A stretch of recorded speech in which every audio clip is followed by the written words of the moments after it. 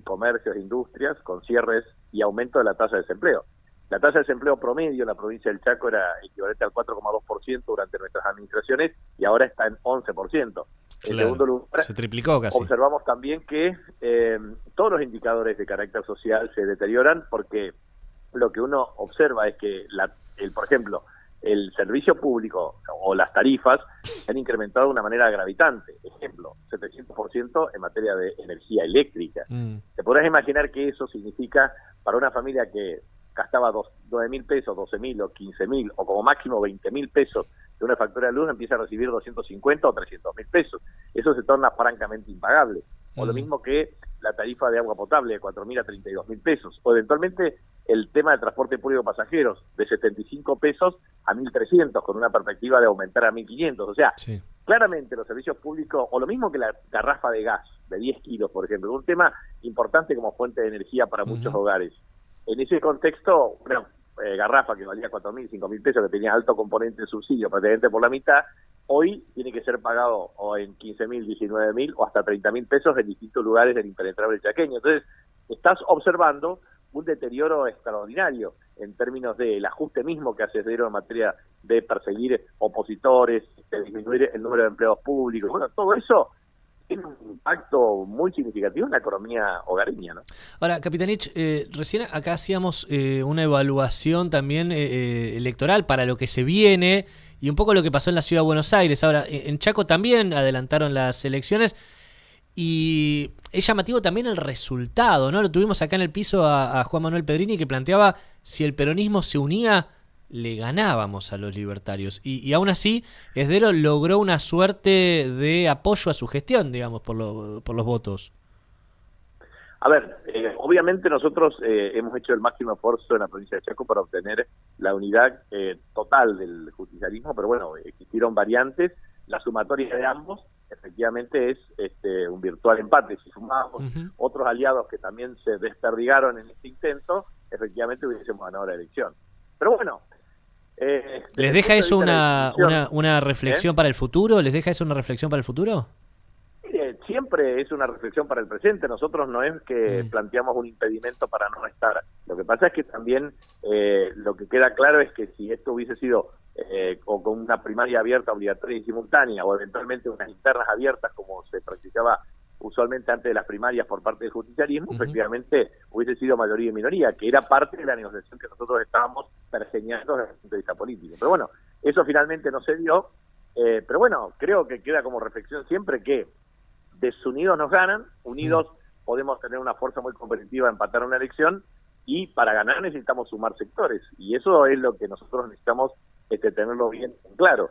Y esto es lo que vamos a hacer el máximo esfuerzo para las elecciones del 26 de octubre. Bien. Capitanich. El Chaco renueva 2 senadores y renueva 4 diputados nacionales. Por lo tanto, tenemos que de los 2 senadores, que son propios, digamos, 3 senadores y 4 diputados nacionales, 2 son propios y 2 diputados nacionales son propios. Por lo tanto, el máximo esfuerzo nuestro debe ser la unidad, ensanchar la base para mantener efectivamente nuestra participación electoral. Clarísimo. Capitanich, buen día. Nicolás Bacaro los saluda. Quizás el principal dato de la elección en Chaco fue la baja participación electoral, un 52% del padrón solamente se acercó a votar. En ese sentido quería consultarle si usted está de acuerdo con lo que planteó recientemente Cristina Kirchner de que la pérdida, la baja participación electoral son votos que mayoritariamente pierde el peronismo, que quizás se le caen al gobierno nacional o a las expresiones locales que están jugando con Milei, pero que son votos que no van al peronismo, sino que se van al ausentismo, y en esa línea, digamos, ¿por qué el peronismo no está pudiendo ser convocante? Bueno, creo que hay múltiples factores que inciden efectivamente en la concurrencia electoral. Cuando uno toma el promedio histórico en la provincia del Chaco, es entre 15 a 17 puntos porcentuales promedio por debajo de las elecciones legislativas. Recordemos que en 42 años de democracia, entre 1983 y el año 2025, tuvimos 22 elecciones, 11 de las cuales son elecciones legislativas. De manera tal de que cuando uno observa la participación en elecciones legislativas, observamos claramente que el máximo nivel tuvimos prácticamente en el año 2013 con cerca del 80% de participación, o sea, casi, te diría, 28 puntos porcentuales menos. Entonces, concretamente, tiene que ver con la motivación, obviamente, del votante.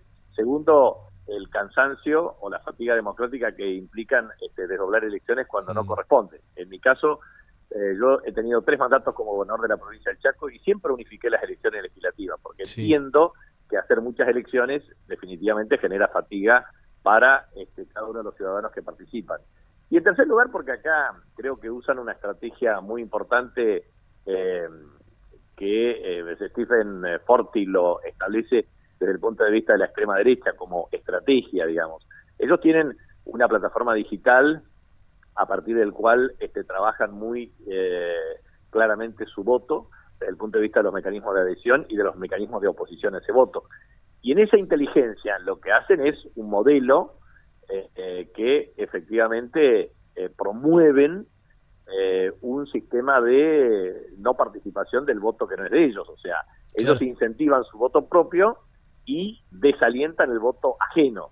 Y eso lo hacen con una campaña negativa. Yo he denunciado ante la justicia provincial, ante el Tribunal Electoral y ante la justicia federal una campaña negativa, cuya métrica arroja $5 millones de inversión, de los cuales 2,5 no está registrado y 2,5 millones de están registrados debidamente. ¿De dónde sale ese dinero? Eso, en el mejor de los casos es malversación de los fondos y en el peor de los casos es lavado de activos. Claro. Ahora, por eso, ¿de dónde sale ese dinero? ¿Lavado de activos? Ese es el gran problema que observo yo, digamos, en el sentido de que tenemos que soportar campañas negativas con fake news y mecanismos falsos de ataques sistemáticos, y obviamente eso afecta al electorado de clase media. Y ese electorado, por un lado, lo desincentiva con el voto, o sea, desincentiva el electorado propio, el nuestro, y por el otro lado reafirma el electorado de ellos. Entonces, así son competencias absolutamente asimétricas y desiguales. Y eso es un tema que, si no existe regulación adecuada, efectivamente va a ser un factor que va a incidir en elecciones de estas cuestiones, de estos términos. Pero también es necesario observar que hay un tema que todavía está en proceso. Creo que hubo un nivel de participación de la ciudadanía, un voto en balotaje, ciertos niveles de compromiso adquirido por el gobierno, y nosotros estamos en un proceso de reconstrucción del espacio. O sea, yo lo que siempre planteo es que nosotros nos hemos convertido en una confederación de partidos provinciales. Bueno, necesitamos recuperar un proyecto nacional, popular y democrático. Y eso significa que en el año 2019 la alianza que nos permitió ganar a nosotros fue Norte Grande extendido, conurbano bonaerense, Patagonia, con conglomerados urbanos del centro. Bueno, eso se agotó en el año 2023. Sí. Y ese agotamiento desde el punto de vista político de un modelo de construcción de poder político requiere una revisión de carácter integral. Y esa revisión significa generar una propuesta electoral y una propuesta política que requiera la integración nacional. Eso significa una concepción de Argentina productiva en contra de la especulación financiera, de una Argentina integrada en contra de la desintegración, de una Argentina que definitivamente tenga un significado federal, y de una Argentina que sea capaz de construir equidad distributiva y justicia social. Bueno, esos componentes no están perfectamente articulados y requiere un trabajo sistemático de reconstrucción de las relaciones, de la confianza mutua, del debate programático, y bueno, todo eso requiere tiempo. Capitanich, ¿y a quién ve liderando esa propuesta? Digo, de cara a lo que viene, el peronismo está discutiendo claramente el liderazgo, se está discutiendo rumbos, se está discutiendo proyectos. ¿A quién se imagina entonces encabezando lo que podría ser esa unificación nacional? Sí. Y también a quién ve como proyección nacional para una candidatura en 2027. Yo cambio la pregunta. El problema central es que nosotros siempre estamos personalizando en quién va a liderar y no cómo y de qué manera. En consecuencia, yo creo que lo primero que tenemos que hacer nosotros es, para evitar la personalización de la política en el corto plazo, es ver cómo nosotros podemos llegar a un acuerdo programático que nos pueda unir en la diversidad. Para mí hay que poner el carro, no hay que poner el carro delante del caballo, sino el caballo delante del carro. Entonces, si ponemos el carro delante del caballo, tenemos estos problemas. Agudizamos diferencias, a veces artificiales, precisamente por un sesgo desde el punto de vista del liderazgo personal. Entonces, yo lo que creo es que hay que abrir el espacio para discutir programáticamente un modelo. Si somos capaces de tener un proyecto nacional popular y democrático con un modelo programático perfectamente articulado, también eso nos va a integrar desde el punto de vista de la reconstrucción de las relaciones interpersonales y la confianza mutua a través de equipos profesionales, técnicos y ciudadanos comprometidos con la ejecución. Y en tercer lugar, creo que el liderazgo se va a construir progresivamente en base a trayectorias, historia, conductas, voluntad política y obviamente también método de selección. Por lo tanto, yo creo que más que poner énfasis en quién va a liderar, lo que tenemos que poner énfasis es cómo vamos a generar un proyecto que nos englobe y nos incluya a todos, nos enamore y nos encante, no solamente eso fue lo que faltó a nivel dirigencial, sino también a nivel de ciudadanos. Eso fue lo que faltó también en campañas anteriores. Pienso también, por ejemplo, 2019, ¿no? Que se ganó, pero no había detrás una línea que los ordene, y por eso fue el despiole cuando se asumió, ¿no? Ahora, ¿cómo califica usted lo que está pasando, ¿no? ¿Cómo califica usted, si tuviera que poner una palabra, por ejemplo, el gobernador Esdero, cómo lo calificaría? ¿Cómo calificaría la gestión que está teniendo el gobernador actual de Chaco? Bueno, yo creo que es una gestión pésima, pero lo que pasa es que también tiene un tiempo en donde el ciudadano o ciudadana va a ir haciendo su análisis, y la verdad es que las oportunidades van a estar para el año 2027, y eso no va solamente a depender de la mala o buena gestión, sino va a depender de nuestras capacidades políticas e institucionales para recrear la confianza necesaria en el electorado y obviamente ser capaces de liderar un proceso de cambio respecto al actual gobierno. Entonces, lo que creo es que nosotros vamos a hacer el máximo esfuerzo. El primer esfuerzo que vamos a hacer en Chaco es, 25 de octubre, tener el máximo nivel de consenso y unidad. El segundo gran paso, si nosotros logramos obtener un muy buen resultado electoral, la segunda fase de ese proceso será generar las condiciones para un buen programa de gobierno, equipos confiables para la ejecución y obviamente un liderazgo que emergerá seguramente de un proceso de selección de candidaturas. Y yo creo que hay nuevas generaciones que efectivamente pueden enarbolar estas banderas. Perdón, me quedo con eso. ¿Hay nuevas generaciones? ¿Usted piensa que tiene que haber una renovación de ciertos cuadros? Yo creo que es importante siempre observar lo que piensa el pueblo. A mí me parece que en algunos casos, en nuestros casos, yo he tenido un liderazgo dentro de nuestro espacio de 17 años. Yo creo que es muy importante también generar las condiciones para que existan otros candidatos, candidatas, hombres, mujeres, que efectivamente puedan reflejar nuestras ideas ayornadas a las demandas de nuestro tiempo. ¿Eso significa que no va a ser candidato el 26 de octubre, Capitanich? No, a ver, eso es un tema que nosotros todavía no lo hemos debatido enfáticamente dentro de nuestro espacio, así que creo que esto lo vamos a trabajar en el transcurso de este tiempo, con mucha cordura, con mucha racionalidad y con el mejor nivel de perspectiva. Nosotros lo que queremos es no solamente el peronismo unido, porque yo también creo que ese es el otro tema, digamos. Yo creo que históricamente la Argentina ha tenido esta confrontación entre saavedristas morenistas en la primera junta de gobierno, después federales y unitarios, después liberales conservadores, después radicales peronistas, después peronistas antiperonistas, después peronistas no peronistas, y hoy la verdad es que los mecanismos de antinomia o antagonismo se expresa en polos divergentes, y esos polos divergentes son coaliciones opositoras dinámicas y flexibles. Entonces creo que el peronismo y el antiperonismo no totaliza ese antagonismo, ni tampoco el mileísmo y antimileísmo. O sea, yo creo que son polos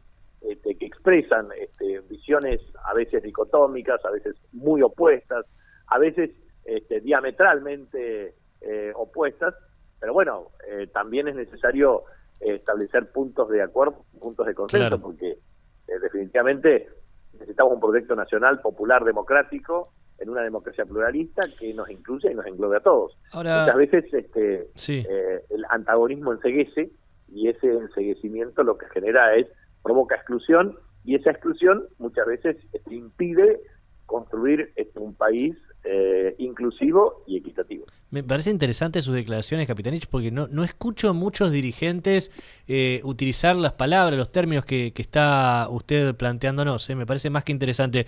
Ahora, para cerrar, usted mencionaba unitarios, no puedo evitar hacer un paralelismo con la actualidad.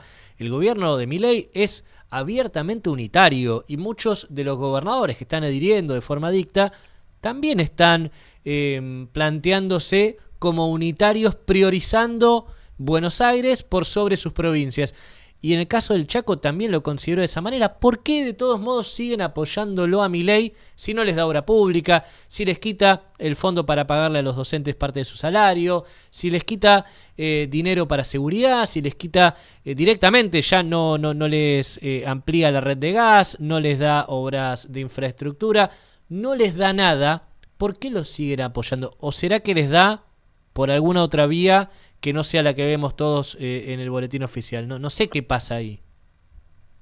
Mirá, yo la verdad que observo eso como algo absolutamente ininteligible e inentendible. También en yo. esa cuestión te quiero transmitir lo siguiente. En el caso de Esdero, en el mes de noviembre del año 2023 nosotros teníamos 5.415 millones de pesos de letras del Tesoro, que en virtud del presupuesto era una cifra absolutamente nimia.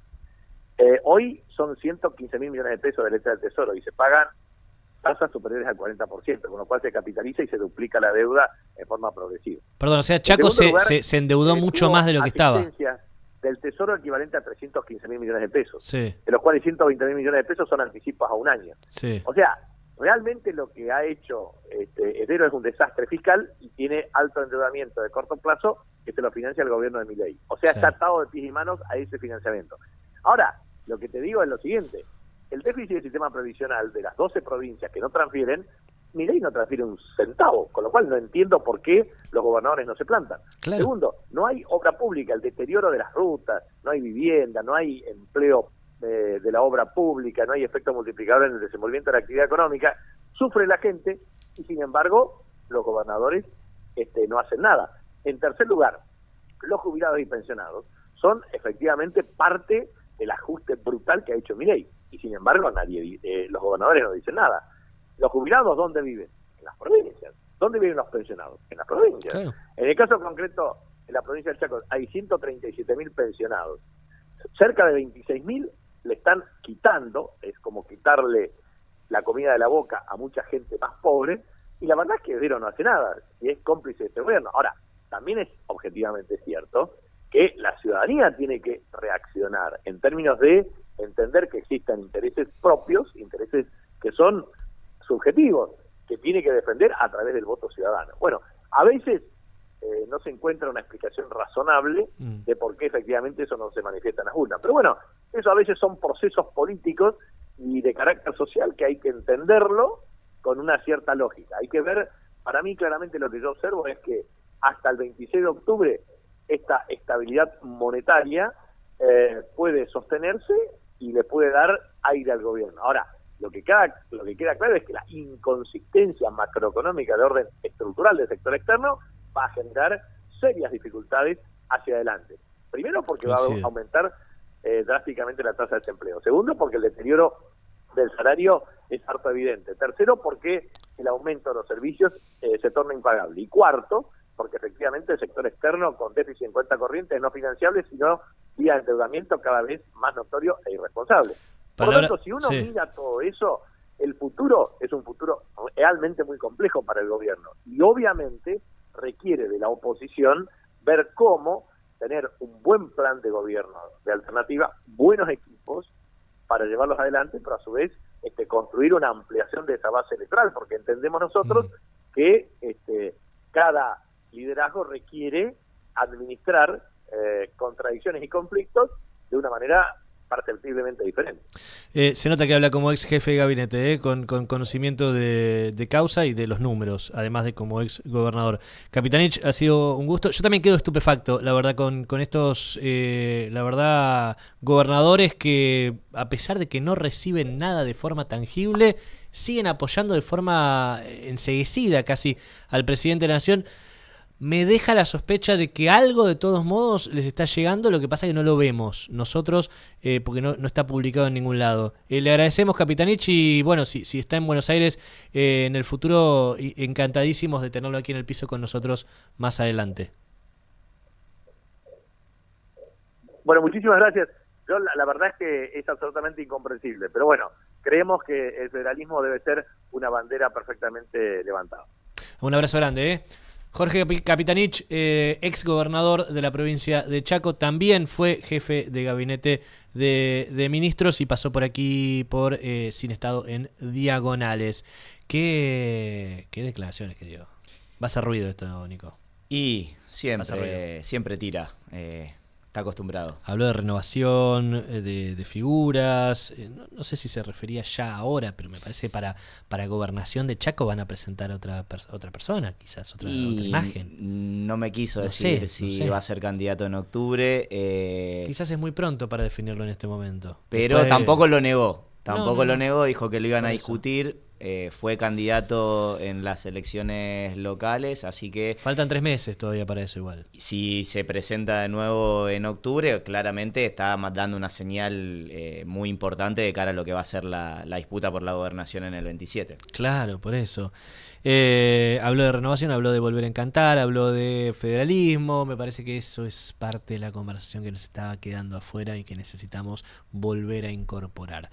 Lo vamos a hacer, porque estamos hasta las 11 en Diagonales. Por lo pronto te despido, Nico. Gracias por habernos acompañado y por el análisis peronista. Peronólogo, te podemos decir. ¿Cómo te llamamos?